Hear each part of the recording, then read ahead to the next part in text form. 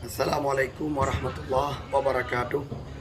Alhamdulillah wassalatu wassalamu ala Rasulillah wa ala alihi wa sahbihi wa mawala. Saya Tengku T. Zulfadli Ismail, pimpinan Dayak Maral Al-Aziziyah. Pada hari ini mengajak semua lapisan masyarakat, khususnya warga Aceh Utara, untuk menjaga keamanan dan juga menjaga ketertiban lingkungan daripada segala bentuk hal-hal yang dapat mengundang konflik.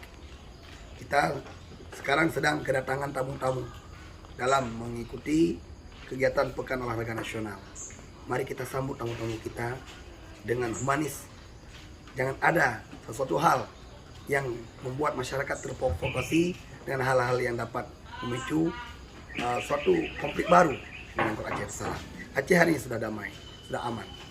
Maka menjelang pilkada ke depan, mari sama-sama